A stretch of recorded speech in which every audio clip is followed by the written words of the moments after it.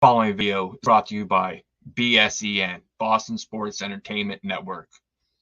Please subscribe, hit that like button, and as always, leave a comment, and thank you for enjoying the video. I got the Boston Celtics going to the finals. I got them winning without. It's time to represent your city. Put your hands up. Cali, you know we do it for Boston. Hey, ain't nobody gonna like Boston. Yeah, hey, can't nobody do it like Boston. Where the legends get made, where the banners get raised, bright lights, big stage. Boston. All the fire we bring in a city full of rings, it's a beautiful thing out of Boston. And you ain't hard like that. You don't put it on the line with your squad like that. That's right, Boston. All we do is win like cigars in the gym, and we at it again. I say, Beantown, what's up? What's up? Beantown, what's up? What's up? Beantown, what's up? What's up? Beantown, what's up? What's up? Feel the energy shift, now we jumping at the gym. Represent, showing out how we ball above the rim. Larry Legend, 86, to the truth in 08. Cement your name with the all-time great. So banner 18 in the Raptors. Celtic green, only green that matters. It's about that time. Ain't another city that's louder than mine. Always gonna shine with the game on the line. What you think was gonna happen, man? That's how we do it in Boston. Ain't nobody gonna like Boston. Yeah. Can't nobody do it like Boston. All right, welcome back to another episode of the Dynasty Proud podcast presented by Boston Sports Entertainment Network. My name is Jason, that's Alex, and today we have a special guest, Austin, who is a Miami Heat super fan with over 36,000 followers on X. Austin, how are you? Sensational. All right, so we're gonna get into it. We have a big series against Miami Heat. I just want to know your overall feel of the Miami Heat after those two wins versus the 76ers and the Bulls. Honestly, I want us to lose to get a lottery pick because I already know we're gonna lose to the Celtics. But I'm not gonna go out sad and give y'all too much credit. We definitely win the series in 8 games. Man, I was noticing after you guys lost to Philly, there seemed to be like a lot of humility and resignation within the fan base. But that all changed last night after you guys beat the Bulls. Like all the Heat fan pages, Heat in 4, Heat in 5. A lot of that's what you said last year's. So you guys all came back, but so it's actually good to see. I like to see the confidence because I didn't want, to go in with a lot of the fans like thinking this, this isn't going to be a series. Like I like the energy from the fan base. And now actually watching the game last night, you guys played like much more free flowing without Jimmy Butler out there. It seemed like it almost kind of reminds me of the Celtics the first year that Tatum was in the league when we lost Kyrie Irving, when we lost Gordon Hayward, where nobody kind of gave us a chance and everything was much more free flowing. They played kind of as a collective unit versus going through one guy. I want to know if you have that feeling about the Heat and if you're kind of expecting, because they're playing without expectations and without their star, if you're just kind of going through the motions of the playoffs, just hoping to see growth from the young guys, or if you think, they may have a fighting chance because they know like that everyone's counting them out. The Jimmy thing is, Bam and Jimmy, like impact wise when it comes to playoffs, like they're a top 5 duo. You guys can agree with that, right? When it comes like the postseason impact wise, I think Jimmy and Bam are a top 5 duo. But they're really like a clunky fit on offense. So like when Jimmy's out, you put Bam with 4 shooters and it's really free flowing. Hero can shoot, Jaime can shoot, Caleb can shoot, Yovi can shoot, and they're young with energy. They run up and down. So it's more fun, but it's not sustainable because we still need, Jimmy to close games. He has a mental toughness. Like he's battle tested. So I don't think it's sustainable. I don't think we can really put up a fight versus Boston. I think we may steal one game. Like maybe Boston gets a little too lazy, like, oh, we're going to win this series and then let their foot off the gas. But at most, I think it's going to go 5 games. If we're lucky, like if you guys think Bam is going to hurt someone, it might go 6 games. But I'm picking Boston in 5. Let me ask you, who is Bam going to hurt? I know you always poke reference at that on Twitter. I was trying to use the picture with Bam kind of like looking like he's kicking KP in the nuts on this. But I think he gets a lot of a bad rap because of that too. It's just kind of unfortunate. I don't think he is a dirty player. I think kind of a lot of it's like wrong place, wrong time, things like that. But I mean, as compared to like actual dirty players in the league, I don't think he's like that. I actually like Bam Adebayo. future Celtic. I'm just joking. Hey, But if you guys can help me get a DPOY, I'm down with it. that Boston media, right? Exactly.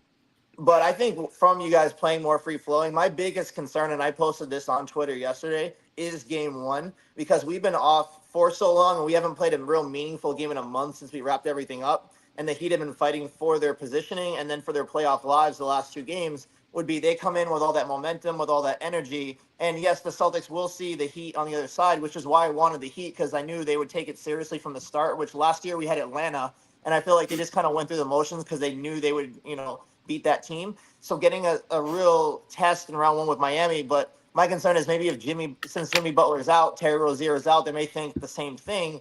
But hopefully they just can see this as the Heat. The Heat are never just going to give it to you. You have to take it from them. Like they're not going to quit. Like they're a mentally tough team, which is why, before the Philly Miami game, I was rooting for Philly to win that game because I think Philly is the more talented team, especially with Embiid back now. But watching that game, and I'm like, that's such a soft team, the Sixers. And Miami, they put that zone defense on them. They had no idea what they were doing. It almost kind of reminded me of past Celtics Heat series where you guys would throw that kind of junk zone defense at us, and we would just kind of throw it around the perimeter. We had Marcus Smart taking last second contested 3-point shots, which will not be happening anymore. So I love Smart, but yeah, a lot of times he had the most alpha mentality on the team, and he always thought that shot was going in. So that changes the matchup a little bit. So, which actually transitions me into my next point. So, a lot of the Heat fan base, they see the Celtics and maybe they haven't watched them that closely this season. So they're thinking, okay, well, we beat them last year and, it's always a tough series. So we're just going to do it again, even without Jimmy Butler, because Heat culture. My question to you is, have you gotten to watch a lot of the Celtics this year? I know we played 3 matchups with you. 2 of them were close. 1 of them wasn't. But how you feel about the Celtics this year versus last year, the matchup, what differences you have, and to kind of address all the Heat fans that, say that's what you said last year, but this is a different team, with the Kristaps Porzingis and Drew Holiday additions. Yeah, I think you guys are a juggernaut. Obviously not the KD Warriors, but outside of the KD Warriors, you guys are probably the most talented team in the past, 4 or 5 years. Like having Drew Holiday as your 5th best player is crazy. You have Al Horford off the bench. KP, he's a zone buster. Like he's a way better post player than he was when he was with New York and Dallas. Tatum and Brown, they're obviously, hitting their prime. Dirk White, some people think he's a role player, some people think he's an all-star, but he's like an elite 4th option, 3rd, 4th option. So you guys are pretty deep. And Joe Mazzulla, he was a rookie last year, but you can still see that he has the talent when it comes to X and O's, and he's more seasoned this year. So I think you guys are in a good position. I think this matchup versus the Heat, obviously you guys are gonna win, but it's a good test. I rather if I was a Celtics fan, I'd rather play the Heat to get me prepared instead of playing the Chicago Bulls or the Hawks. That's a cakewalk. The Heat, they'll actually make you work. It's gonna be a physical series, and that's gonna get you guys prepared for a long playoff run. And I think a big thing is the coaching as well, because this is an elite coach spoke. It almost kind of reminds me watching the Philly game when he threw that defense at him of Belichick in the Super Bowls. We didn't always have the most talented team, but he would throw out these defenses that he would save all year for that game that the opposing quarterback had never seen before, and it would just completely throw him off. And as Spo is something up his sleeve for the series, defensively, schematically. So I think it will be a great test for the Celtics. The Bulls, I think that we could have lost the game to the Bulls just out of lack of interest and looking ahead. But with the Heat, you can't do that, because if you do that with the Heat, you will lose. So my big thing is, game one, I want to see how they come out, that they're not rusty. I think the Heat, because you guys are flying into Boston today and it's an early game tomorrow. So I think you guys will still have that momentum before the series starts to settle in. So I think tomorrow's the game I'm most worried about in the series. Because I already know how this app's going to go if the Heat take game one. So if you think Heat fans had unrealistic expectations going into the series prior, if they win game one, I might not be on this app for 48 hours. So, Yeah, but you what didn't do you hear think? we getting Jimmy back for the finals. You didn't hear that? Yeah. Oh yeah, that's what they're all saying. And then there's other fans of the Celtic fans that think he's faking the injury and he's going to come out tomorrow, almost like Hannibal Lecter come out, and then he's going to drop 30 on us. So, nothing would surprise us, but I don't think this is a cakewalk in anything. I don't think they're going to sweep them. I think they could sweep them, but I don't think they're going to. I think the Heat will take one at least. I think, no disrespect to the Heat, if this series goes more than 5 games, it is kind of an indictment on this Celtics team, because this talent level, like you said, like, one of the more talented teams in the NBA in the last like half decade. This shouldn't be more than a 5-game series, but with the Heat, like the culture, the elite level coaching, you still have Bam Adebayo out there, who's the top tier defensive player. Let me ask you, because I haven't seen it. I know Terry Rozier didn't play in the play-in games. Is he going to be out for a prolonged period? Bro, the thing with the Heat, like they say day to day, like you can be out for like 6 months. They're gonna keep saying day to day, so nobody knows what's going on with him.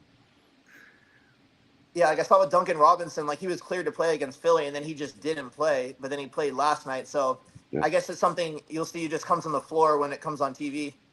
yeah. Jason, what are your thoughts? So I have a question for him. Just talking about keys to winning. Let's say if Miami takes a couple games here and there, like what do you think the keys are for the Heat being able to make this a 6-7 game series? I've written down like Kevin Love, Highsmith, and Duncan Robinson are probably gonna have to shoot the ball pretty well to even like to make this a pretty good series. But just your thoughts on their keys to extending this series 6 or 7. I think if Terry comes back and then him and Hero are playing lights out, I think that can maybe push the series 6 games. But I don't think he's coming back. Like I don't think we can throw out the best defense out there, but we just don't have enough firepower. Like when you really think about it, we don't have no ISO scorers. Tyler Hero's our best scorer, but he's not really a ISO scorer. After Tyler Hero, our second best ISO scorer is who? Jaime Jaquez, and he's a rookie. So I just don't think we have enough firepower. Unless like the Celtics just go like completely cold, like the Rockets a few years ago when they went like 0 for something from three. Like that's the only way we can compete with you guys.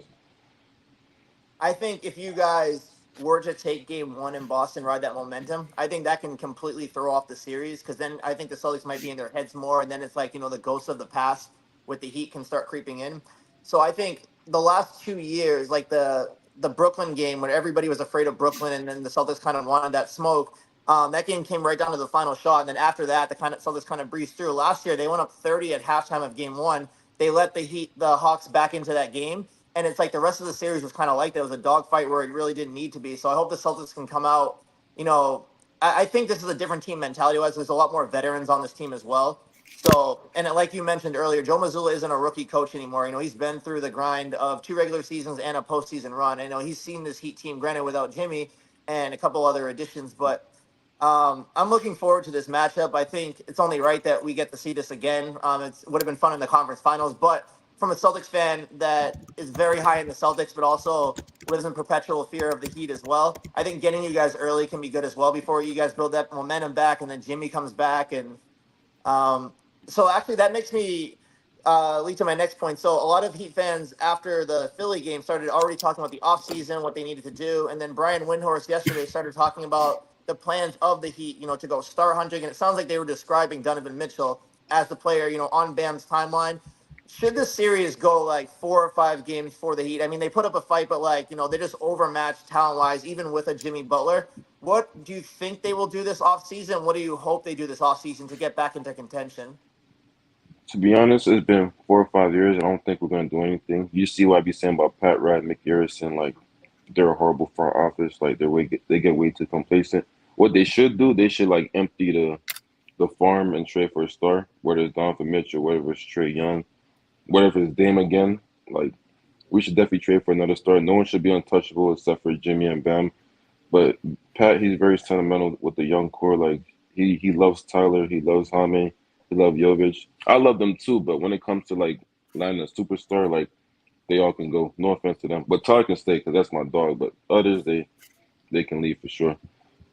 Because Pat Riley had a lot of success in the past. It kind of reminds me of the Celtics during the early Tatum years and right before him, where he had made such like huge trades that landed talent. Like everyone's kind of looked at him as like Trader Danny, and then he doesn't lose trades, but he sat in his hands too much. He had like an arsenal of draft picks. He had good young talent, but he couldn't pull the trigger on anything because like with Danny Ainge, if he didn't win the trade, he wouldn't do the trade. Like he didn't just have to win it; he had to embarrass you in the trade to be able to do it. So he didn't make the small moves. Whereas like Brad Stevens, he's not afraid to trade like a Marcus Smart, a Robert Williams, people that the fan base loves, but he sees, this team might not be good enough to get it done. We need to bring in the right players. For a Heat fan, you'd be hopeful that Pat Riley will do it. Otherwise, he needs to step down and get some new blood in there. Because if you're holding on to sentimental value, I think last year's playoff run, while it was fun for Heat fans, it did more harm than good to the long-term prospects of the franchise, because instead of seeing what they were, which was a play-in level team, they thought, okay, well, this is a team that, all they need is the playoffs and they can just turn it on and win. But like when you saw when they got to the finals, they were just overmatched by a Denver team. And so maybe they're holding all their eggs in their basket, hoping that the Dame thing would fall into their lap. But when that didn't, there wasn't really a plan B. So as a Heat fan, you're hoping if this series doesn't go the way that they want it to, but it goes the way that probably most people think it will go, they have to add something else, because Jimmy Butler is not getting any younger. So I think you have two routes you got to go. You either got to package Hero, maybe not your boy Hero, but like the young players and draft picks, and go get another star in there, like you mentioned, maybe a Donovan Mitchell, maybe Trae Young, or you go the other route and you say, okay, like we have a lot of good young pieces. If we traded, Jimmy Butler and we just got like maximum value for him right now, we brought in some like good young pieces and picks that we can like have a longer runway of a timeline. Maybe it sets us back short term, but in the long term, it could build more of a sustained success run. You could go that route as well. I definitely agree. I don't think we're going to trade Jimmy because he's a franchise legend. But I think after a season, we should have a conversation with him. We should be like, look, like we're at a crossroads right now. Like we're going to try to trade for another star. If we're not able to land that star, do you want to stay or do you want us to send it to another contender? If he wants to go to another contender, then it's time to hit the reset button. Like you said, trade him at maximum value for a couple pieces, build around, build around Bam, Hero, Hame, and whatever pieces you get back for Jimmy. And then in free agency in a couple of years, maybe try to go after Donovan Mitchell. Maybe try to go after Jason Tatum. I'm just playing, but yeah, get one of Bam's friends. Honestly, it'd probably be Jaylen Brown more, because I'm sure like if we somehow lose, even if it's like the second or third round or whatnot, like if this team still can't win it or even get to the finals, I'm sure Brown's name in the summer would come up in trade conversations. Probably Derek White too, because he's not signed to an extension yet. But yeah, I know you don't like that. I know you don't like. There's a 0% chance the Celtics and Heat would do business. Yeah. No, I know. Yeah. I think from a basketball perspective, if you take the names off, you take the rivalries off, like something that may make sense, it would be like a Bam for Jaylen Brown type of thing in a vacuum. But like they said, like you said, the Celtics and Heat would never do business. Like the Red Sox and Yankees, up until the last year or two, where they're not really relevant to each other, like they never did business as well. The Celtics and Lakers never do business. So I agree. Pat Riley will not do business with the Celtics, even without Danny Ainge here. Like that would be so far down the road of like different ownership for both teams for them to get involved in the trade market. But I think if the Celtics, if they lose to Denver in 6 or 7, maybe you don't need to make wholesale changes. Maybe this like, look, that's just like a great team, and we battle. But if you lose before that, even to like the Bucks in the conference finals, like I think some conversations need to be had. Obviously, Jason Tatum's not getting moved. I think Derek White is like almost not as untouchable as Jason Tatum, but I think he's almost the second piece. Like he's like kind of the perfect role player / like non-star star. But I mean, you got to look at kind of what it is. I think Joe Mazzulla may be the unfortunate victim in that scenario, because that's like the easiest piece to blame. I don't know who you bring in. Maybe Doc Rivers when they flail out again. Just kidding with that. But I think Jaylen Brown from a player perspective, because like, what are you going to do around the margins if this team that has the talent to win the championship right now, and honestly had it last year, flames out again? Like you can't just add, like some bench player and be like, okay, this is it. Like you may have to start at the top, and you're not moving Tatum, so Jaylen Brown is the next casualty there. I agree. But who would you trade Jaylen Brown for, though? That's the thing. Yeah. We spitballed some stuff like off camera a while back, and you're probably not getting equal value for Jaylen Brown as like a 1v1 player, because they'd have to make sense to the other team too. So you're doing something in the way of like you're going to take multiple pieces that are like good high level, almost like Derek White. I mean, maybe like not Derek White, but like high level role players like that. And I don't even think this would make sense, but like, for example, you trade him to Atlanta, and then you get like DeJounte Murray and Bogdanovich. Like you get two players that like are both not as good as Jaylen Brown, but like are ancillary pieces that know their role. And then you bring him home to Atlanta, you pair him up with Trae Young, because I think that Trae Young DeJounte Murray pairing has gone on long enough. I don't think they're going to win with it. Like something like that, or you trade him to like a Sacramento, and you get like a Kevin Huerter and like a Keegan Murray. I don't think they trade Keegan Murray, to be honest, but like those like a type of pieces. They wouldn't do that. I don't think he would fit with our offense. Like our whole thing is predicated on 5 guys that can space the floor and 5 guys that play like elite defense. So I think they would find people that still fit in that role. I'm hoping we don't ever have to have that conversation, but I don't know. Like there's enough of the Celtics fan base right now that's seeing ghosts, seeing the Heat, even without Jimmy Butler, even, with a different team right now. So hopefully we don't have to have it. But Austin, let me ask you. So I know you said 4 or 5. What is is that your prediction for the series? Yeah, I got Boston in 5. Boston in 5, and then do you think this team wins the championship this year, or do you think it's dependent on what happens in other series? You guys are definitely the most talented team on paper. Like if I was a betting man, no Jonte Porter, I'll definitely bet on you guys. But it's just not to be biased. It's just something that's like, not making me pick Boston. Like I definitely want to Yeah. pick Denver to win because I think Jokic is just unstoppable. But like I said, if I was a betting man, I'll pick the Celtics to win the championship. Jason? I mean, obviously Celtics in 5. Like you said, the first game definitely worries me in this series of them not being 100% ready to go. But I'm going to pick Celtics in 5. I'm gonna go Celtics in 5 as well. The first game is my biggest concern. They could also get up 3-0 and then start looking ahead to the next series, and then the Heat take that game as well. Which I hope that's not the game because I'm planning on going to Game 4. As far as the East is concerned, I mean, I think from the other side of the bracket, any one of those 4 teams could be in the Eastern Conference Finals. Like the Bucks without Giannis, like the Pacers have been in like a thorn in their side all year, and like that style that they play, which is fast, which is high tempo, like for an old Bucks team, especially without Giannis, like it wouldn't surprise me if they knocked them out. I think the Philly Knicks series can go either way as well. So my biggest thing is like Denver's the one matchup that's been really difficult for us this year, but Denver's gonna have a gauntlet getting out of the West. I mean, from the Lakers in round 1 to get the Suns or the Timberwolves in round 2, and then just kind of anybody else like the Mavs, the Clippers Yeah, in that's round 3. crazy. So The it's West is crazy. like if you look back 2 years ago when we played the Warriors in the finals, we had the super team Nets, so to speak, in the first round. That was a quick series, but then we had 7-game series back to back against the Bucks and the Heat versus the Warriors that had like 5-game series the whole way facing injured teams. And like when we got to the finals, yes, their experience in the finals and our inexperience played a big part, but we were also very fatigued from having to play all those extra games and all those hard matchups where, Yeah, you Tatum know, was beat up too. yeah, so you look at like this year, let's say the Celtics do end this in 5. They play Cleveland or Orlando next round. That's a sweep or 5 games. And then you get whoever you get in the East Finals. Maybe it goes max 6. It could be 5. You have that run versus Denver that's going to have grueling series the whole way. You may get the same thing, even though they wouldn't have the inexperience that we had. They may be like more fatigued and beat up than we would be when we get there. And that could also play a huge role as well. Yeah, the fact that you compare the East to the West is crazy because the East is just a cakewalk for you guys. You guys should each series should go maximum 5 games. Maybe the conference finals against Philly or New York will be a dogfight. But I think it's easy work for you guys. Like I'm not really like high in the Knicks. Like everyone's saying, oh, the Knicks could take out the Celtics. Like when you really think about it, the Knicks really only have one offensive player that you can rely on, Jalen Brunson. Who's your second best scorer right now? It's either Josh Hart, Dante DiVincenzo, Yeah, probably OG Dante. Anunoby. Yeah, Without so Randall, yeah, they don't have another piece. Although I think Randall sometimes like gets into isolation me basketball, and that can hurt them as well. yeah, playoff Randall. I'm not worried about playoff Randall. Like Knicks fans saying, oh, if Randall never got hurt, we could have won the championship. I'm like, you guys watch playoff Randall for the past couple of years. Like he's not that guy. Like I'm never worried about Philly, but I think Philly, if they were healthy all year with Embiid, could be the second best team in the East. Hmm. So if they can survive the Knicks series and then Embiid somehow gets continually more healthy over the course of the playoffs, I think that could be a battle because I think their team is better than last year without Harden. I think that's a net positive for them, and I think their role players are better with Kelly Oubre, with Buddy Hield. So I think that could maybe go 6. I can't see us ever losing to Philly because it's just never happened.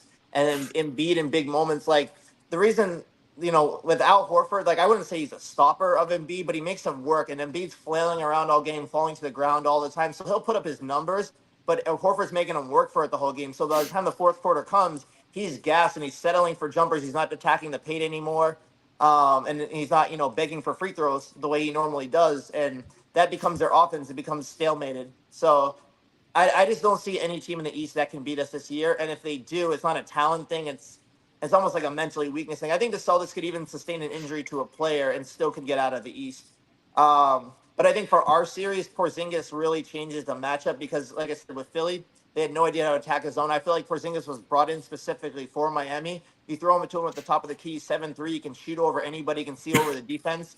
And if you don't double team him, he's just going to back somebody down that's smaller. If you do double team him, you have 4 shooters around the perimeter. So I feel like we're going to see that come into play in this series. I'm looking forward to watching it. Jason, any final thoughts? Totally forgot to mention the Tony Brothers legacy game that the Heat will have. So we'll lose that game as well. He'll come in and steal one from us. So actually, I might have to change my answer to Celtics in 6 because that game's coming. Oh my God, we're gonna get teed up. The whole fan base is gonna be irate. So who is Tatum's your gonna ref, get by 2 the way? technicals. Austin, is it Scott Foster that the Heat fans Oh yeah, look at? Scott Foster, hate him absolutely. Scott Foster's someone that if you're down in a series, you love seeing him. Because they call him the extender. The extender, exactly.